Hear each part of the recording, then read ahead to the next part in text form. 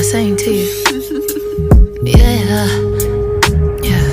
Yours, mine, ours. I could do this for hours.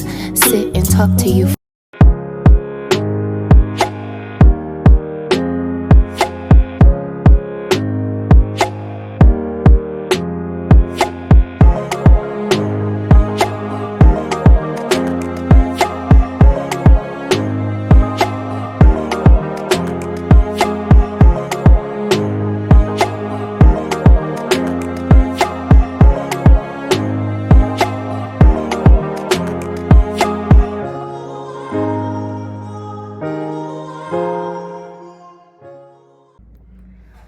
Hi guys, how are you doing? Are you great? I'm so happy to be here on again with another video.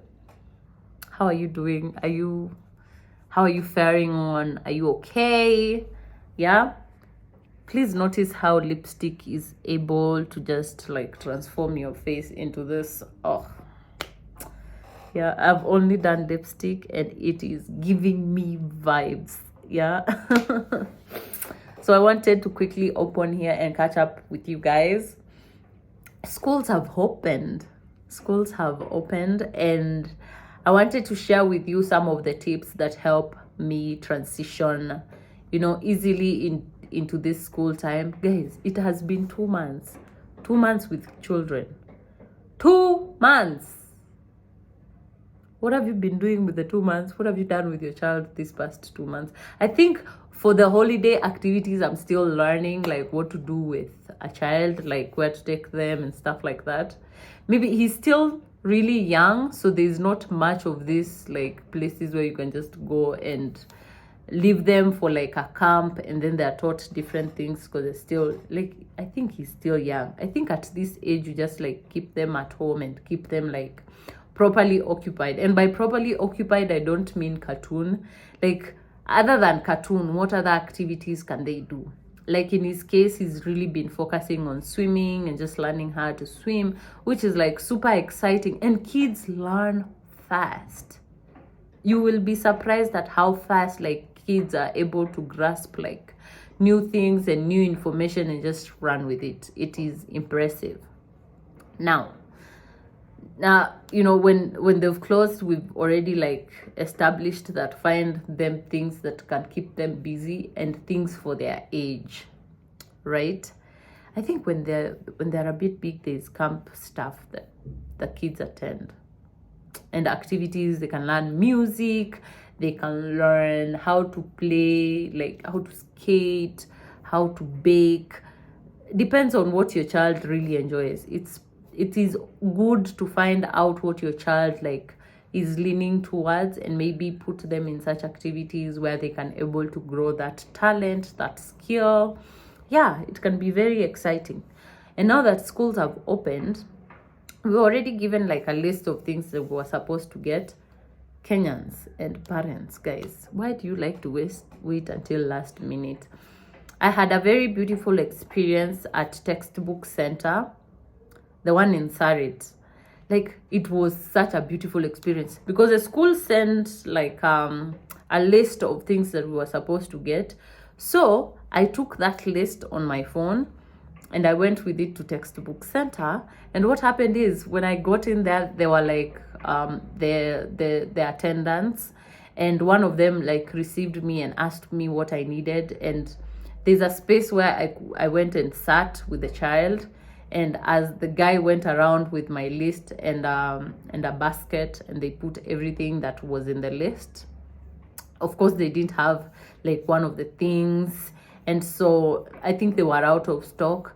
So I planned to buy that elsewhere, but that was my best experience. Like, can you imagine? You can just go sit, give your list. They will walk around that aisle, and that came so much in handy for me because I was so tired on that day. I was so tired. I was done. So it was really helpful. Like, I was already very overwhelmed, like walking into Textbook Center and just thinking, where am I going to find these books in all these aisles? Some of those books are things I don't relate to, so I don't know where to find them. So it was very beautiful to get received. Like, I felt like a VVIP, bro. Like, what? It was such a beautiful experience. Now, remember I said there were things that textbook center didn't have, so I had to come back home now in Nakuru and try to get those same things in like local bookshops and stuff like that in the town. They had them. Now what I like, because it was a bit late by the time I was getting those other things, one thing I realized is the queues, guys. Why are people last minute people? There were such long queues, and I think the attendance of shops when there is such large queues, it's like people are just tired. They're done with you. They're not. I didn't feel like I got proper customer service, which is something that think every business owner needs to invest in. I feel like because I was treated so well at textbook center, I have a very high chance of buying everything I need there. Because man, you even feel like it's already depressing enough that you're spending money. Now you get treated badly when you're also spending your money. That can be absolutely depressing. So yeah, I ended up getting the rest of the things. And so one of the tips I would like to share is immediately your school shares with you like the list of things that you need to get. Don't wait for last minute. If it is school uniform, find out what school uniform they're supposed to buy. Start measuring that and just getting that. And also, I realized when on top of buying the school uniform, you have to mark your stuff, right? Because especially in schools with activities, your children will need to remove this and that and put it aside. So you want to mark your stuff so that you don't lose your stuff. Now, parents, guys, please stop marking children's things with names where they can be seen.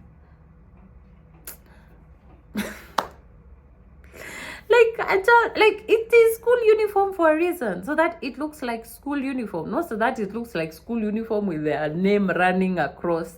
I think there is like ways to like mark it in a sleek way, because I think the purpose of, correct me if I'm wrong, the purpose of marking is so that when they remove, they can come and tell, haha, this is mine. Or when they go back home with something that is not theirs, the parent can see. Like, I'm not saying hide it. It's just like put it under the collar. Just don't mark it like their name is flowing on top of their white blouse and the marker is pink or blue or whatever color. Guys, let's do better. What? That anyway, so the places where they mark for the children are also like really like having a lot of people when you're a last minute person, so you kind of have to do that like earlier on time. Yeah, let me not get carried away. So that's one of the tips. The other tip is, like, once you have gathered everything, if your school gives an option of taking those things to school earlier, like the requirements, please do that. Like, why are you waiting for the reporting date now to start? Like, the other parents want to meet the teacher. Now they can't meet the teacher because you're all standing there in a group and you want to give out stuff, yet they gave a day for when you were supposed to bring in the supplies and stuff like that. Yeah, another tip, once everything now is ready and cleaned and ready, just most of the time, because these little ones have issues eating, I try to have their breakfast ready the previous night, so I kind of know. And if it's something that takes less time, maybe Weetabix and something, you already have that milk ready. It's only ready to be warmed. Like, it's not going to be like a long process. If it is porridge is ready the previous night. If it is bread and tea, at least tea you can quickly fix in the morning. But just have the long things ready so that in the morning that interaction is not hurry up and you're overwhelmed and you have this like bad mood because you're already late.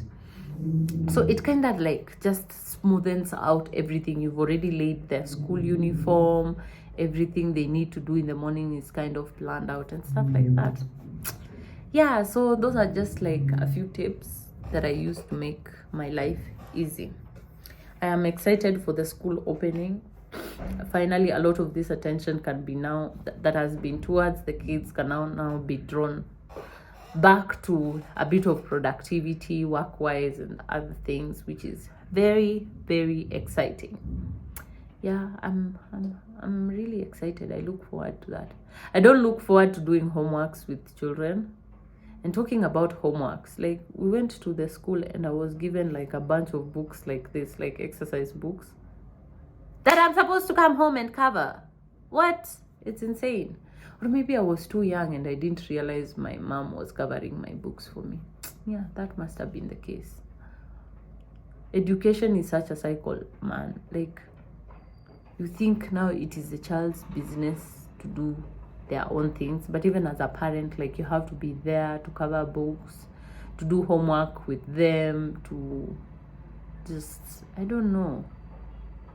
You know, you would think because you're paying school fees, you don't have to do these things. Yeah, and I have another thing. Like, you see those parents that try to place the parenting